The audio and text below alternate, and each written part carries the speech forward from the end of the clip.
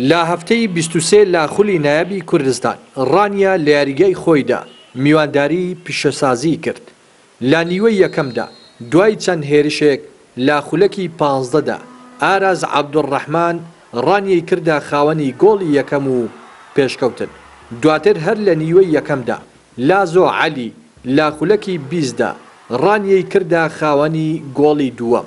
لا خولەکی 27 ڕەنجاو موسلیح گۆڵێکی بۆ پیشەسازی تۆمار کرد و ئەنجامەکەی کەم کردەوە لە نیوەی یەکەمدا.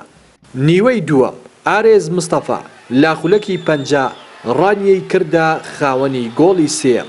لا خولەکی 75 ڕانیە گۆڵێکی تری تۆمار کرد و ئەنجامەکەی زیاتر کرد. یاریزانانی پیشەسازی هەوڵی کەمکردنەوەی ئەنجامەکەیان دەدا. پێش کۆتایی یاریەکە لا خولەکی 93 هەڤاڵ دڵسۆز گۆڵێکی تۆمار کرد و بەم شێوەیە یاریەکە بە ئەنجامی 4-2 لا بەرژەوەندی ڕانیا کۆتایی هات. توانیمان سێ خاڵی گرنگ لە خولی کوردستان بەدەست بێنین. داوای لێبردن لە تیپی لایەنەی پیشەسازی خۆشەویست دەکەین، بەڵام ئێمە ئەوڕۆ توانیمان هەموو هەوڵەکانی خۆمان بگەین بخەینە گەڕ و هەلەکان بقۆزینەوە و سێ خاڵ یاریەکە دەستەبەر بکەین.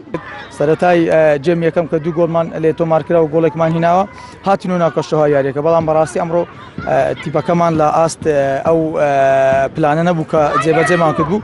ئەوەش بەڕاستی دەتوانم بڵێم هەم مانجی ڕەمەزان و هەمیش من هۆکار بووم. بەڕاستی ئەمڕۆ نەدەبووایە ئەو ئەنجامە گەورەی لەسەرمان تۆمار بکرێت لە بەرەوەی ڕانیە لە پشتەمە بوو.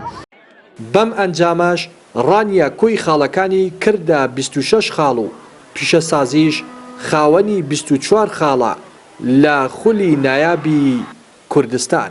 ڕێناس ئەرسەلان، کەناڵی پەیام، ڕانیا.